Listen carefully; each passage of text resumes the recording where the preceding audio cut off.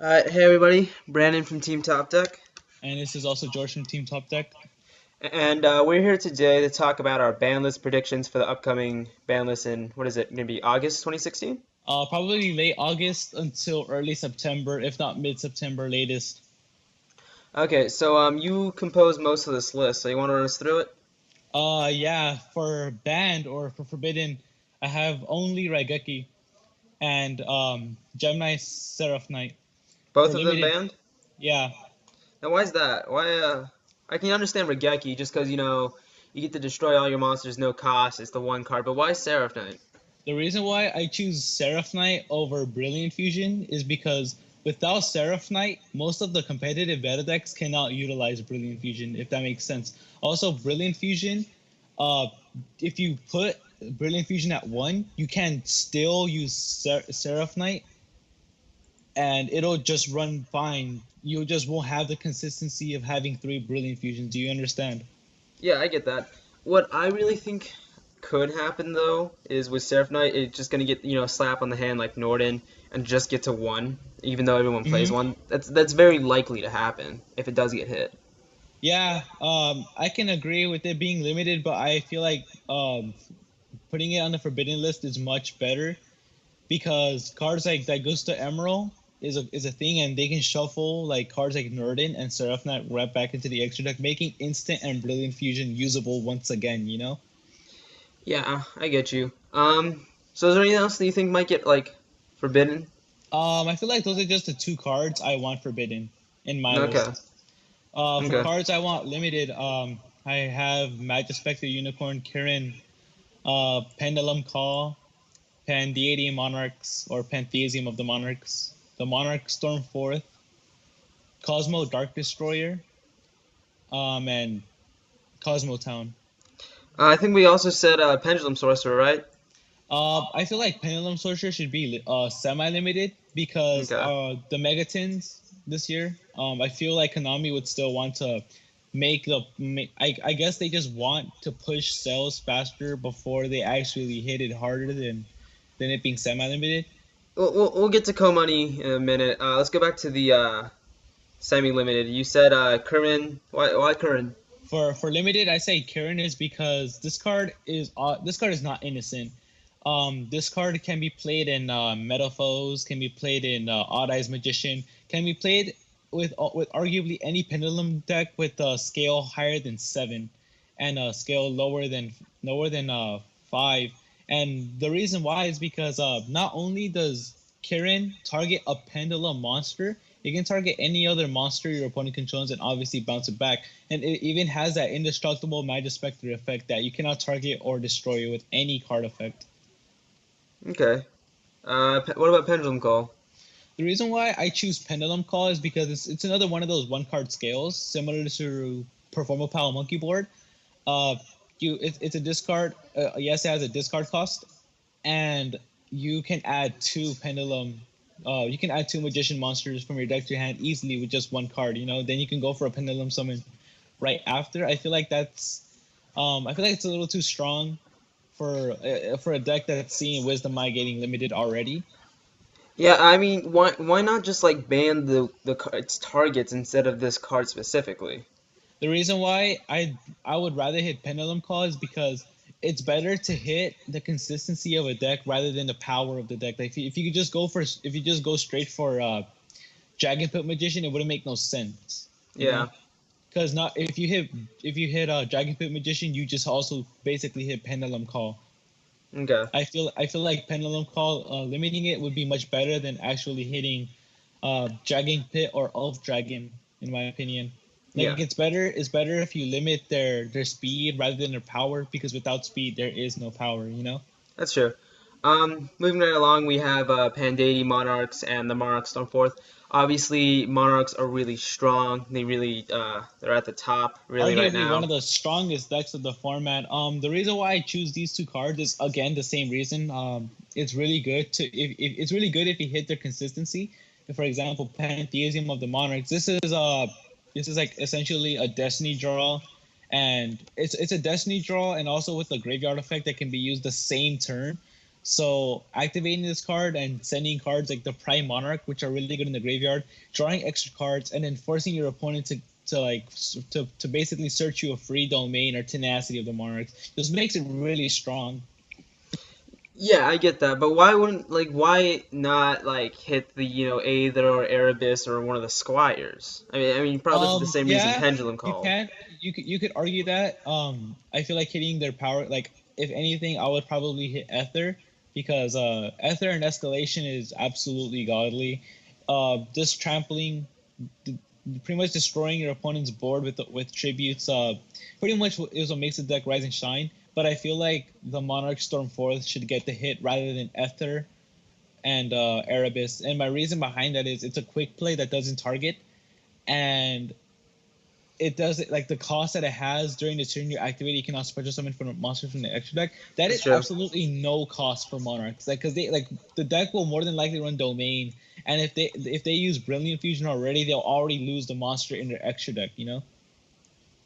Yeah, I understand what you're saying. I mean, my main whole concern is just you're hitting. It's gonna affect a lot of other decks at the same Yeah, time.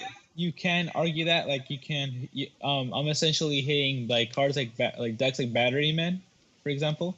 Yeah, I mean, my main thing is yeah, it is reasonable to hit these cards more specifically just because of the way they're playing in the meta. Yeah. But at the same time, it's really bad for business if you hit too many of these cards. Yeah, oh, yeah, you do make a good sense. So probably the Monarch Storm 4, if it were to be a conclusion, it would either be the Monarch Storm 4th or Ether, the Heavenly Monarch.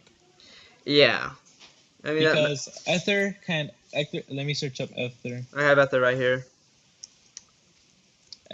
So you can Ether. tribute summon this card by tributing one tribute summon monster. If this card is tribute summoned, send two Monarch spell trap cards with different names to your hand and or deck to the graveyard. And if you do, special summon one monster with 2400 or more attack and 1000 defense from your deck.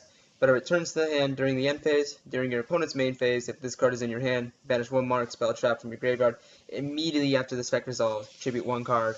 Yeah, This is a this is quick one of effect. the cards that's just like absolutely dominant. This card can create OTKs really easily, and also cards like Edea, the Heavenly Squire, that can recover the cards that Ether banishes as a cost. It Yeah. just synergizes really easily. So in conclusion, like I said, for sure I want Pantheism of the Monarchs Limited, and probably either Ether or the Monarch Stormforth Limited as well. Just one of the two, not both. Yeah, I'd probably see Ether more than Monarch Stormforth because while that would hinder Monarch play, it would still make it Oh usable. yeah, And definitely. as opposed to if you just get rid of Stormforth, that like gets rid of a lot of decks. Really, that alienates a lot of customers. hmm So Moving on, we have to the Cosmos, Cosmos, I do want to another top mention that tier. Cosmos is arguably one of the strongest decks, and it being a TCG exclusive makes it like, oh, you can't really hit the deck because it doesn't do anything at OCG. Yeah, you can argue that, but I mean, they got rid of if it for World. exactly, like, Cosmos weren't even playable in Worlds, but that doesn't mean, oh, we might as well hit the deck. But if I were to hinder cards, I would probably want Dark Destroyer Limited. Dark Destroyer, obviously 3000 attack has always been relevant to the meta since 2002, like from Blue Eyes and all the way upcoming until 2016.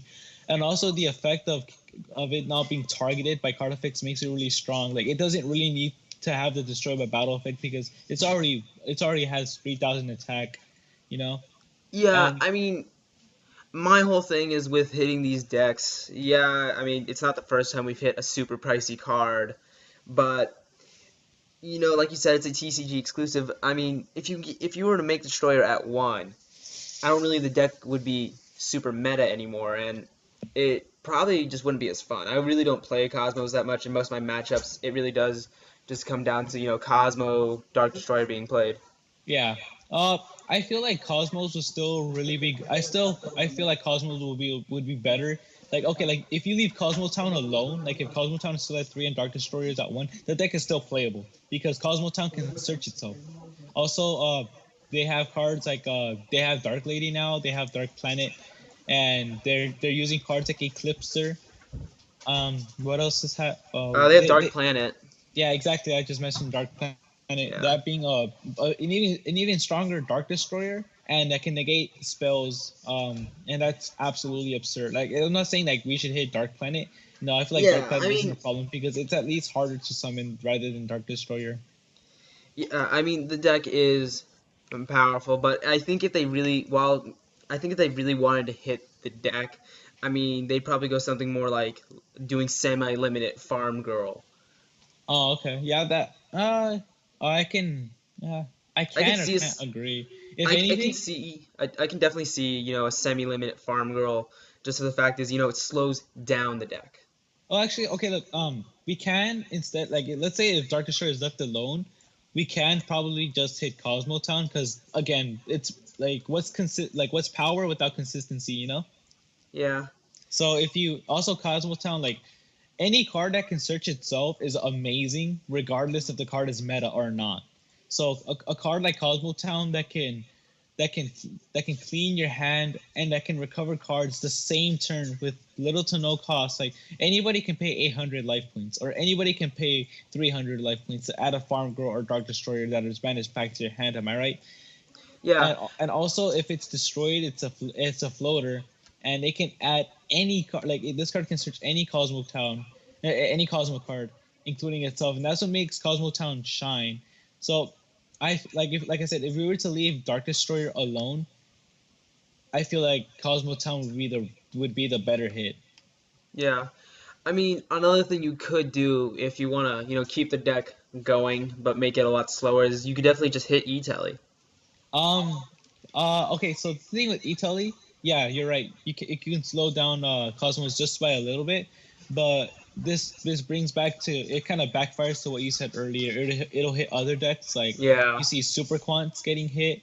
You see Side frames too. Cyframe. I mean, they can tech like one E teleport, but I don't play it in my build. Yeah. Now that's the thing though. Like, not many decks, not like many meta decks use E-Telly. I mean, I play Quano, but like, if it got hit, I mean, it's not the end of the game. Yeah, you're right. I mean, most Super Quantum cards are budget, so it's not like you're losing interest in buying those like sets anymore. Yeah, definitely. But Yeah, so that's more or less the semi-limited. The or for the limited. limited. I don't know, for semi-limited. We still have a couple limited cards. Well, actually, yeah, I think we're done with limited. For Limited. semi-limited, I have Solemn Strike. Oh, some strike. One sec. Um, the reason why I choose Solemn Strike is, I mean, I don't want it to suffer the same fate as Warning, going from 2 to 1. I feel like Solemn Strike is it's easily twin twisted, and it like by the time you set it, it's really like I said, cards like Cosmic Cyclone, even MST. I just mentioned twin twisters, and even cards that can remove back row, like just makes this card super very easily to punish, if that makes sense. I mean, yeah, like for the cost of 1,500 life points, you can negate an effect, or if not, an entire pendulum summon. But that doesn't like. I feel like Solemn Strike should be at 2 for another format. Yeah, that's definitely possible. We also had the sorcerer, right? Oh yeah, I even have Perform Up Pendulum Sorcerer. Okay, like uh, a lot of people argue that this card should be at 1. I feel like it should be at 2 because it's already bad enough that we had an adjusted list for this deck, and I'm talking about like this Performa Pal. I don't even know what it's called, like Draco Pals or Something. Performa Pals and Pendulum Friends. Let's go with that. Like this card, I mean, it's absolutely amazing, but I don't feel like it should be limited because one, the card is easily stopped with cards like Solemn Strike. Even the card is targetable, unlike other pendulum cards, as I said, like Kirin, that aren't targetable. Even this card is like this card can be hit by bottomless. Yeah, that's true. So Um, this card is exposed for a lot of things. yeah. We also had card of demise. I choose the reason why I want Card of Demise semi-limited is because this this card, okay, like yeah, despite like the Clifford deck and nobody likes Cliffords, this card can actually help rogue decks at least compete, you know, and it's amazing to see like a new deck top, you know, Yeah.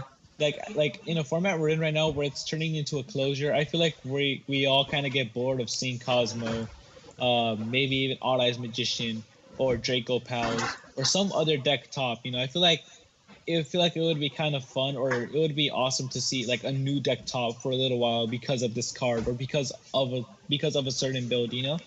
Yeah. And also card of the Demise, I feel like this card can be either imbalanced or balanced. It has a cost that your opponent is untouchable, and you cannot special summon. And most decks special summon. I mean, yeah, you can be like, oh, set 5 card of Demise, and then you have like card of the Honids and such. But first of all, you're not even gonna like it's Yu-Gi-Oh! Like you're not guaranteed to draw those certain cards, or it's not granted that you get those cards. Do you understand? Yeah. Even like by the time you like set 5 and play Demise, you're not gonna have enough space to set all those spells and traps because you more than likely have used all of your back row. And like let's say you draw better cards like Solemn Strike or Rivalry of Warlords. Those cards are going to the graveyard whether you have them set or not. Yeah. So I feel like Card of Demise is I mean it's innocent but not innocent. I feel like it's like an 60-40, like it's 60% innocent but it's 40% not innocent because of just like the degenerate decks, like people just don't like Clayfor, or people don't like the Yosenju Demise. Yeah. This Other than definitely can that, get I annoying. feel like Card of Demise should stay at 2 for another format, or maybe even 2. Okay. Okay. Um, really quickly, we had extra deck monsters. We already covered Seraph Knight. I think you were talking about Dante. So Burning Abyss has been one of the decks in Duelist Alliance that have lasted the longest throughout all the formats. Yeah. We lost during the Duelist Alliance. We lost like Tour Satellar guide. Knights. So we lost Clyfort. We lost Shadal. And Burning Abyss is the only deck from Duelist Alliance that is still relevant to this meta in this day.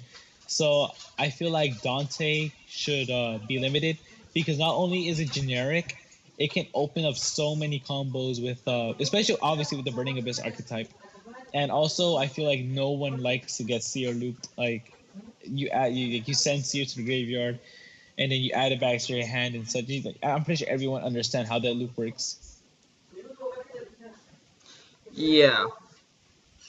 Um, cool. Yeah, I more or less agree. Anyways, moving on. I wanted to talk about Omega for So Cypher mode. So Siphon, you play Cyphers. yeah, as a Siphon player, I'm not gonna be biased about this card. Like this card is absolutely absurd. Just the fact, just being able to like have knowledge on your opponent's cards in their hand and distorting their turn. Like the turn you summon Omega, you more than likely negated a monster's effect and a spell effect. That's already bad enough, and then you're gonna add salt to the wound by taking a card from their hand. And like that's very strong. But what really makes this card shine is that it's splashable in other decks like Shiranui, or the Teledad deck that can play this card. It can recycle maliciouses that are banished in the graveyard, and if it does hit the graveyard, it can shuffle malicious right back, or you can Yeah. keep on shuffling, or you can keep on returning the Mizukis in the graveyard for Shiranui. And also, like I just mentioned, the card is generic. The card is a floater as well. Yeah. That's what makes this card very I strong. mean, I can definitely like. I don't think it'll get banned. I can definitely like see, like I said earlier, like getting a hand swipe like Seraph Knight. Just going to like two or one. I mean, most people only play the one, but if it was, I think it would become a major threat to like the meta if it was to become like a reprint. If it like say a common or a rare or even a super. The fact is, it only comes as secret right now. It's pretty expensive. Not everyone has access to it. Exactly. And if it's a generic and everyone has access to it, I think then it would get hit. Yeah, you're right. As of right now, I don't see Omega getting hit as of this ban list. But maybe you're right. When it gets a reprint, or when the price starts to drop, or they start to see some hype over some future decks that should come out in the future that can actually utilize this card, I feel like then should we see it being semi-limited, if not being limited. Uh, this card being semi-limited or limited will not kill the Cyframe archetype, but it will hinder the Cyframe archetype. It will actually make them think, hey, should I actually go for Omega, and should I commit to this? Should I commit to the synchro summon? You know. Yeah. Um. Yeah. So, is there any other things you'd like to add before we go? I'd like to mention a couple of more cards before that. Okay, let's talk Brilliant Fusion. Like we'll go back to Brilliant Fusion talk. The reason Yeah. why I don't want to hit Brilliant Fusion is because Gem Knights need this card. Um, because this card just made Gem Knights much better, Yeah, and and they I never feel like summoned Seraph Knight. yeah, exactly. The deck barely summons Seraph Knight, and the turn they do summon Seraph Knight, it's like once in every blue moon. Yeah, that's true. Even like the instant fusion, I feel like instant fusion should not get hit. I feel like Norden should have gotten a hit. Like okay, like most people only played one, and you're right.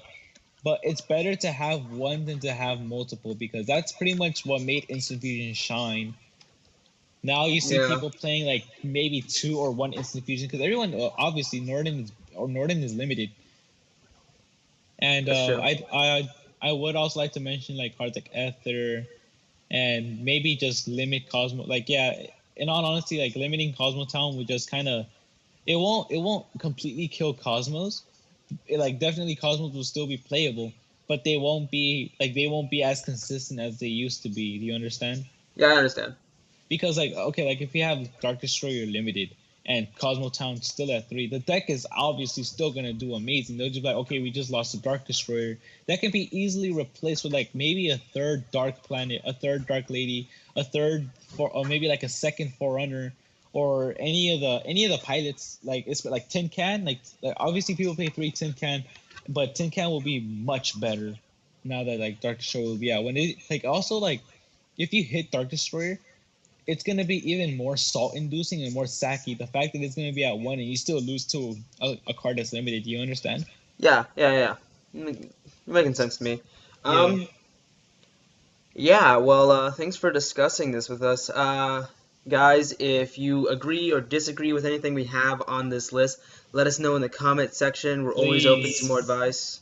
Also, we're gonna continue up with this ban list, but instead of cards we want hit, we want cards to come back. So Yeah, we'll keep in touch with you on that as well. yeah, definitely let us know if you what you think should come back or what you think would be just interesting to see come back. Anyways, this has been Brandon And this is George. from Team Top Deck. Leave a like, subscribe, and we'll see you next time. Mhm. Thank you.